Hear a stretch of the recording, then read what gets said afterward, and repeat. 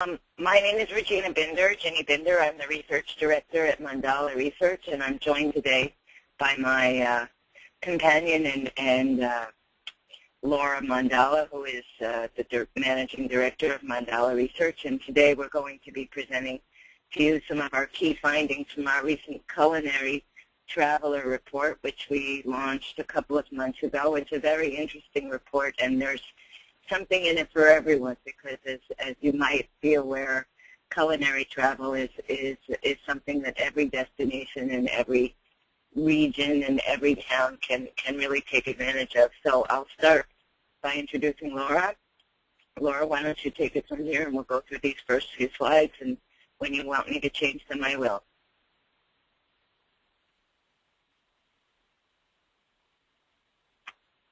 Right.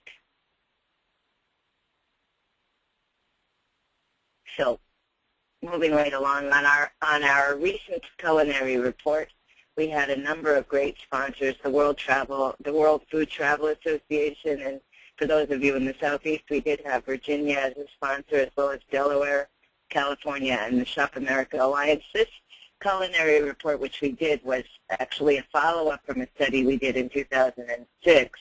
Just to update the data, and knowing the popularity of culinary travel today, we decided to, take a new look at it and see what had changed and what has remained the same. Jenny? So, yeah. Oh, I was muted, so I apologize. Hi everyone, it's Laura Mandela. It's great to be with you today and share this exciting research. We've been doing a lot of niche market research over the past few years, and it's really been in response to what's happening in the industry. We're going to talk about that in a little bit, but there's really a tremendous focus now on better understanding niche markets so that everyone can really focus their target marketing more specifically, more strategically, and speak to the consumer directly about those assets that they have to offer. And while everyone has known that culinary tourism existed, we all know, saw everyone in the restaurants and at the wine tastings and the farmers markets, but we really didn't have any data to substantiate the size of the market or the reach. So when I was at U.S. Travel earlier in this century, we did the first wine and culinary tourism study, and this study is an extension of that and a bit of a follow-up on what we had found back then, and just trying to continue to further understand this market. So next slide, please. And a reason that we're seeing so much focus on niche markets is that the United States has lost a third of its share of the international tourism market since 1997. I'm sure here U.S. Travel talk about that all the time. And combined with the recession, there's really been a challenge to encourage everyone to travel and retain our share of the inbound international market, as well as to get domestic travelers out and about and seeing the country. So again, this has kind of prompted what we're seeing as the increased need on focusing to these very different niche markets. Next. So with culinary tourism, we really wanted to try to define the market, understand who are culinary tourists, and how do they define culinary tourism. And what we had come up with our partners was a definition that we all agreed on, and then we tested it among the audience. And that was the definition of traveling to learn about or enjoy unique and memorable eating and drinking experiences. Not just those that are exclusive or highly acclaimed, but all memorable and drinking experiences. Next.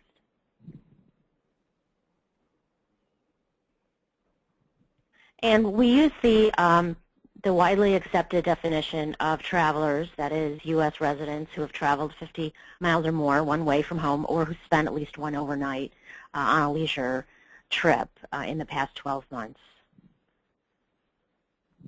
And the little green squares are how we define culinary activities. So in addition to eating in restaurants and the like, where it's literally about being served food. There are a number of culinary experiences that people have taken advantage of on their leisure trips, and so we decided that partaking of those in the last 3 years really does define what a culinary traveler is. Next. So we found that leisure travelers, who are 71% of the entire adult population, or 170 million Americans, among those, 77% can be classified as culinary travelers. So that means 131 million American leisure travelers. And they have participated in those cultural and those culinary activities we talked about within the past 3 years. But further than that, we went and segmented the market further, because as you all know, that's a very large proportion of the leisure population, and there's tremendous variance in that population in terms of their motivations, how they view the world, those psychographic elements, as well as their behaviors and their demographics. So we do a segmentation analysis in all of our research to look at the market even further and say, how do culinary travelers differ, who are passionate, who are less passionate, who are what we might call accidental, and kind of stumble upon it. And what we have found is that there is a group that we can identify as deliberate culinary travelers. These are travelers who say they took trips where the availability of culinary activities was a key reason they took the trip. In fact, 15% of all these travelers said that. And 21% said they took trips where the availability of activities helped them choose between potential destinations. So that's pretty remarkable, and that's something really new to our understanding of these types of travelers, that it actually was a driver of destination choice.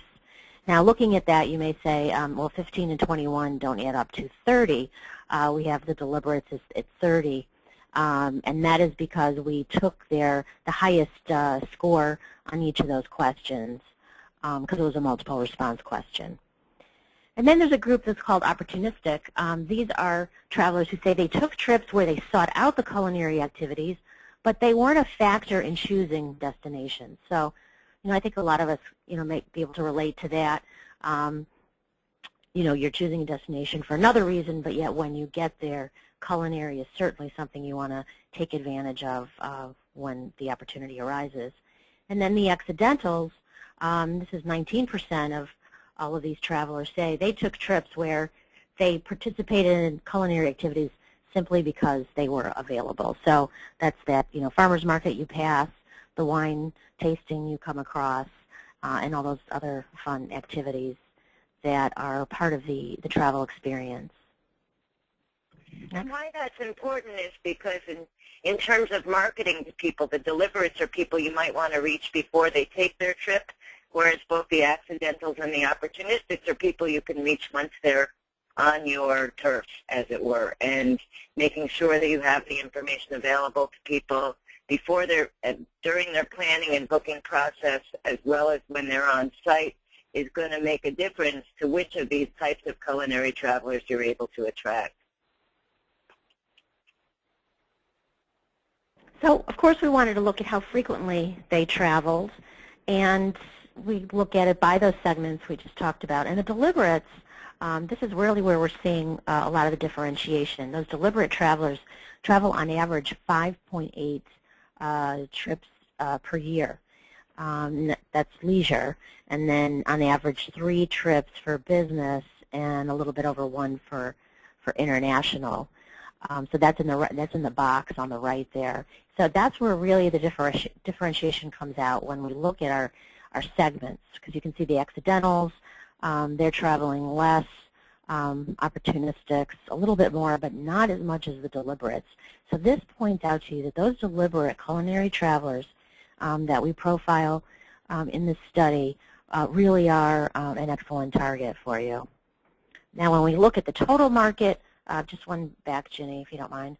When we look at the total market versus culinary, all of culinary. You can see on the left there for leisure, 4.5 is the average number of leisure trips for the total leisure market versus 4.9 for total culinary.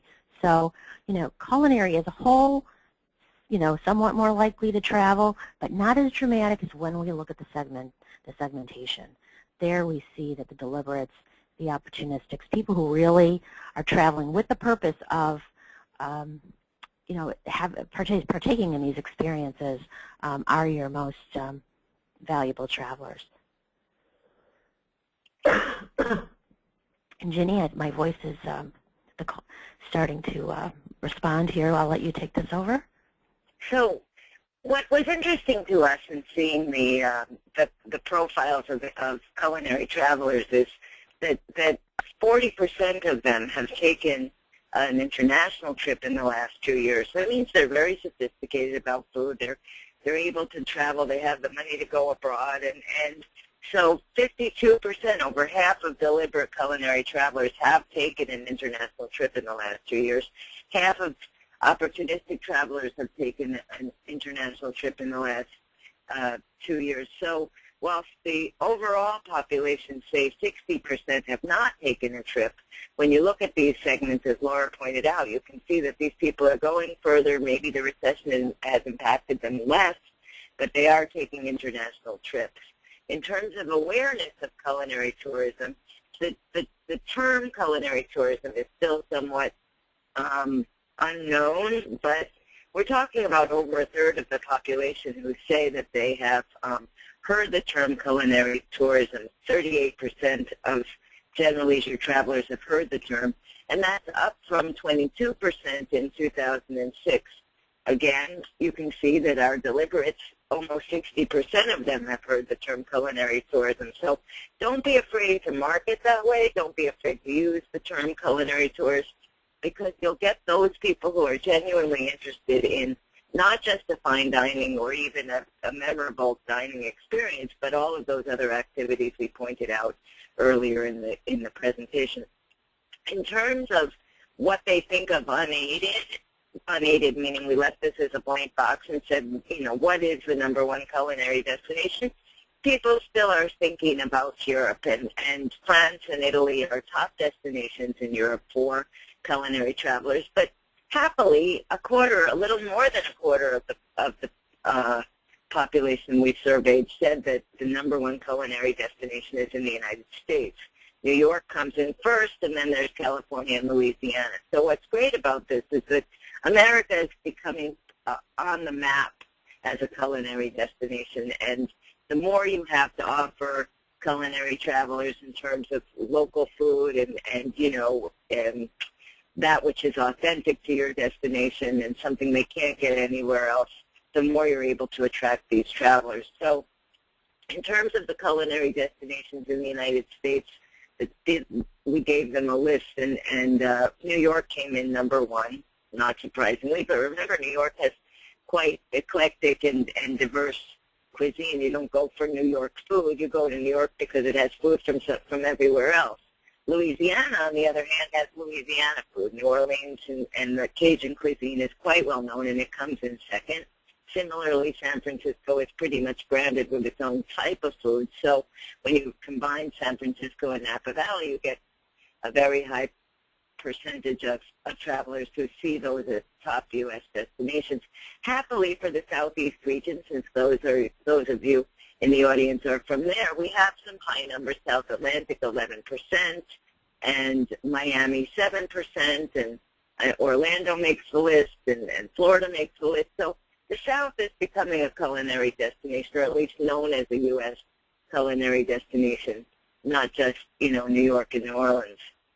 So in terms of participation in culinary activities, that when we asked where did you last take a trip in which you participated in culinary activities, happily the South is 44% of the population. New York still comes out first. Las Vegas, which you wouldn't necessarily think of as a culinary destination, comes in second as Las Vegas tries to diversify itself away from strictly a gambling destination. San Francisco, New Orleans, Chicago, Orlando, terrific. Orlando is a place that people are going, and they're discovering that there's great food there. So again, that may not have been their reason for going to Orlando, but when they got there, they saw that it was a top. They participated in culinary activities and enjoyed them. Publications still play a valid role in culinary travel research. So, you know, the food sections of your newspapers, the cooking, food, and wine-related magazines matter very much more to culinary travelers than the total general leisure population, and even more so to deliberate and opportunistic travelers. So, you know, it's interesting. The culinary traveler does a lot of research before they take their trip. Then when you look at the opportunistics, they're taking advantage of it when they get there. So the outreach to these people can be before they go, but also needs to be when they get there. You know, Ginny, I also like to point out there that across all of our studies, we see that the local newspapers are very, you know, commonly used. And, you know, it really just reminds us that we need to be marketing to the residents, you know, and because the residents are, you know, often the source of information for travelers. So I just thought that was worth, you know, worth mentioning and emphasizing. When we talk about why the culinary traveler market is a valuable travel market, it's because 67% of them bring back food and recipes and wine to share with family and friends. They've got a huge retail component versus 58% of total travelers. 89% of them enjoy learning about local culture and cuisine. So you can sort of look at the heritage aspects of your destination and weave food into that, because people do associate food with culture. 87% spend more on food and drink while traveling versus 82% of general travelers. And 79% of travelers want their travel to be experiential versus 68%. So again, food is a way to create an experience. It can teach people about culture and heritage, and it gives them a sense of authenticity, that they were in a place where they could get something they can't get at home. But there are many factors in destination decisions. 52% listen to family and friends, and that's particularly true of culinary travelers. It's not necessarily the case of today, where people are looking at websites and destination websites and general web searches. Friends and family still do matter to culinary travelers, so where you can get the word out about your culinary scene to friends and family who may live in the destination that the people are coming to visit, it's very important to get that word out locally so that it can spread, like your residents become ambassadors for your culinary scene. So, and then smartphone usage is just exploding, so make sure that you have your messages available to people when they're in their destination. They can look down at their hand and see what's the best place to go. Of course, different activities appeal to different segments, so you know, matures want an historic site and a scenic drive, but that doesn't mean they're not going to stop at a great local dive or diner.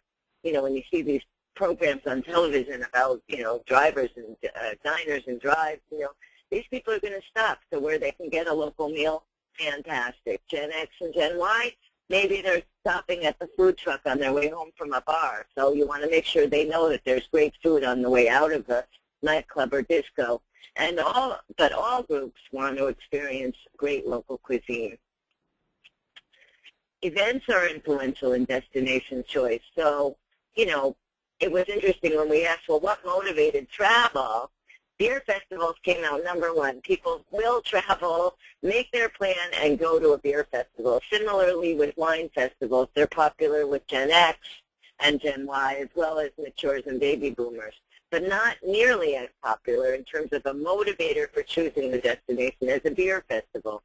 Food festivals are also popular, and again, local, local, local. Be who you are, be true to what you have, and be unique, as authentic to your destination. As I said earlier, culinary travelers, and in fact all travelers, but more so culinary travelers, are starting to use their mobile devices not just for directions, but to get recommendations on dining. The TripAdvisor is a huge source of information for these people. So if you can get information out onto TripAdvisor about dining establishments in your destination, people are going to find them. They're also making their reservations online. So getting people to join the online booking companies that allow you to make reservations online is very much suggested, and it puts those destinations, those restaurants, top of mind for these travelers. I'm conscious of the time. If everyone can hang out, we can give you a little bit more information. When we work with the World Food Travel Association, they have a typology of food or culinary travel types, and this is the list here. It's rather exhaustive.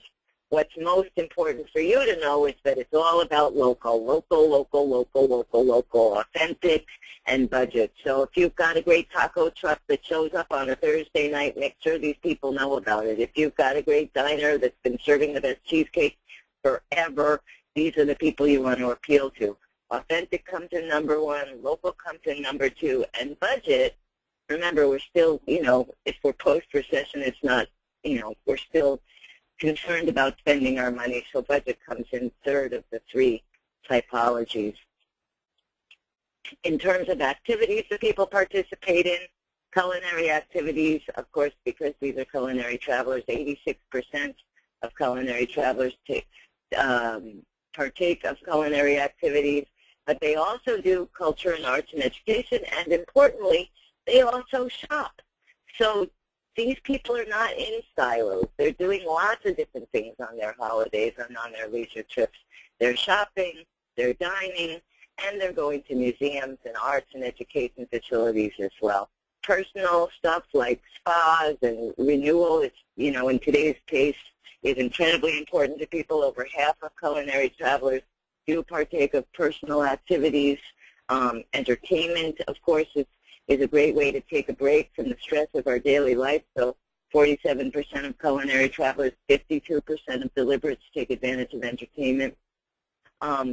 In terms of money, culinary travel.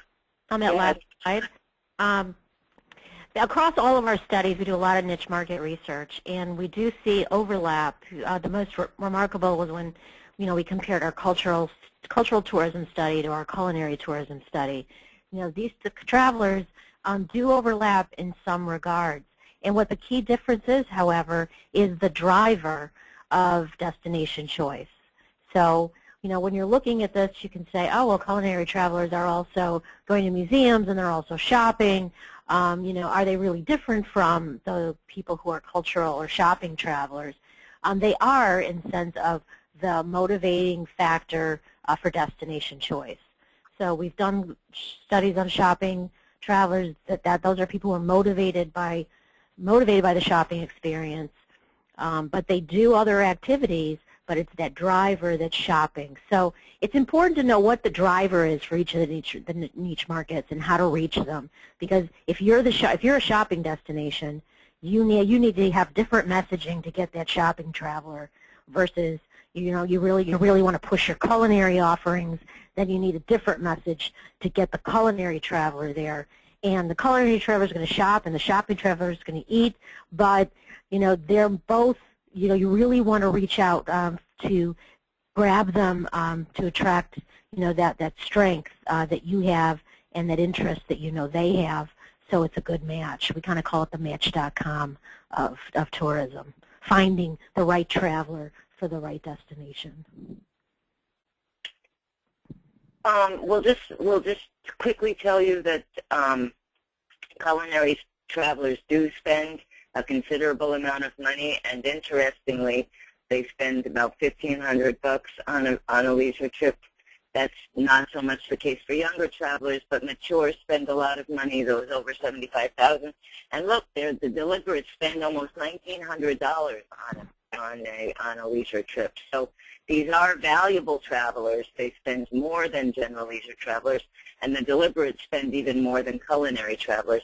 So with that, I think we should probably go to questions and answers. I'm conscious of people's time. Mike? Yeah, if anybody has a question they'd like to ask, go ahead and shoot it to me in the little comments box in the chat box there. I do know I have a question.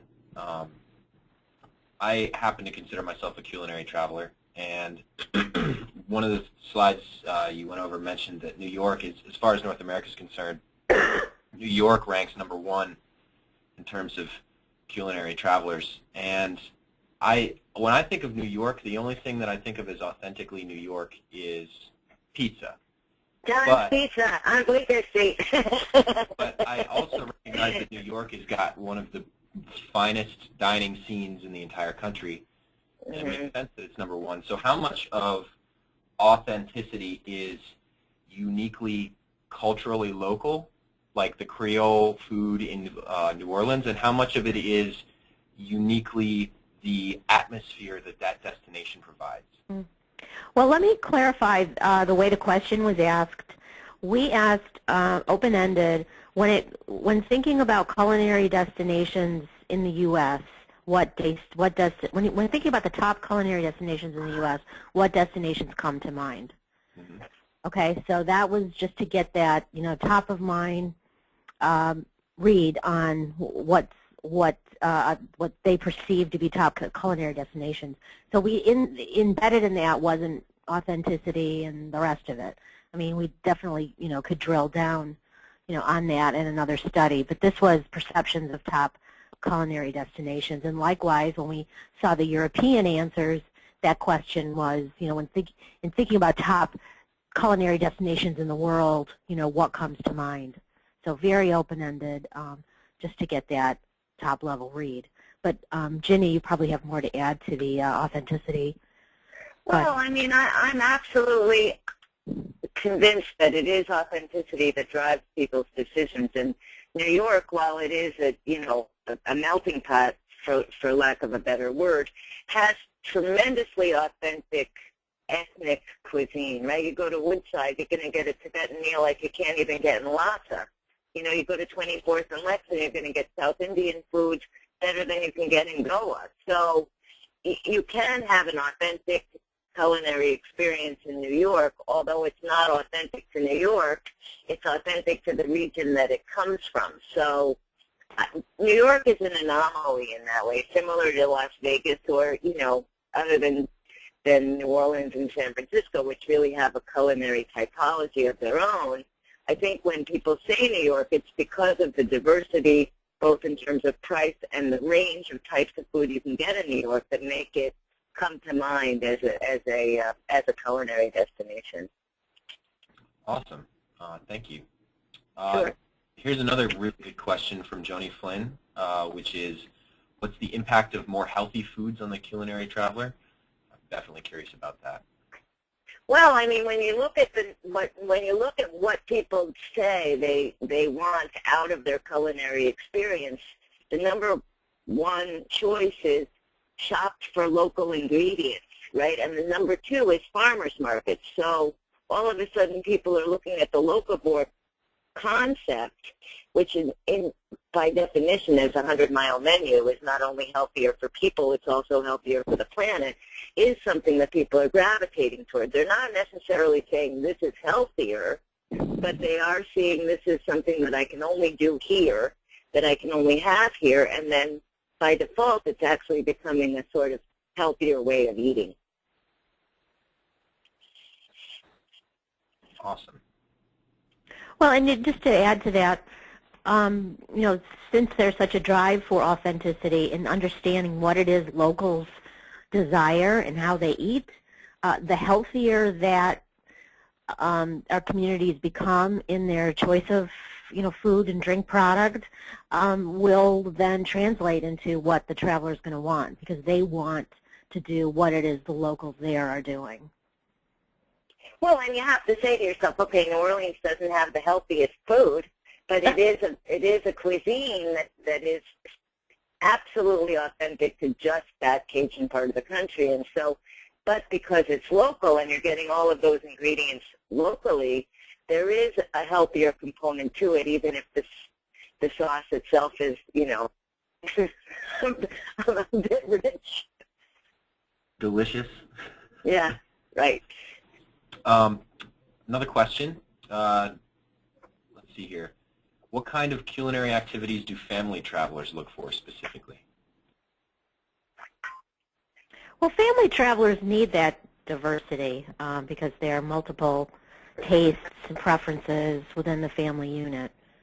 So, I mean, the family traveler is just this amalgam of travelers, but all put into one unit. So you've got to, I mean, then it becomes more of a challenge for these establishments to meet all those needs. So the parents are likely to want to have that authentic local experience, and the kids, depending on their age, you know, still are going to want something they're familiar with and comfortable with. So, you know, the chicken fingers and the hot dogs and hamburgers are, you know, always good to have on hand.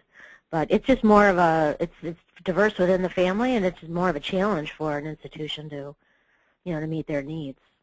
But also there have been an increasing number of cooking classes that you can take as a family, and you know, when you go to a farmer's market, often there's, you know, animals and flowers and ingredients that kids get excited about. So just making sure that there's something for the kids to do at some of the non-dining aspects of culinary activities, whether it's cooking classes or, you know, touring a factory that makes, you know, the world's best cookies, things like that are things that you can take the whole family to, and then, you know, kids get exposed to other flavors and new ideas, and then the family can take themselves out for a meal where some of those ingredients might have been used. Excellent. All right, well, I don't see any more questions. If you guys, a few hours from now, come up with something good, feel free to email me, and I'll see if I can't put you in touch with Laura and Ginny here. But in the meantime, unless you guys had anything further to add, we could probably wrap it up. Yeah, I just want to add that we're, you know, very open to, you know, answering questions post-webinar and sharing some of our slides. So please feel free to stay in touch. Excellent. Thank you very much, guys. I really appreciate it. And like I said, hit me up if you have any more questions. All right. Thanks, everybody. Thanks, Mike. Thank you very much.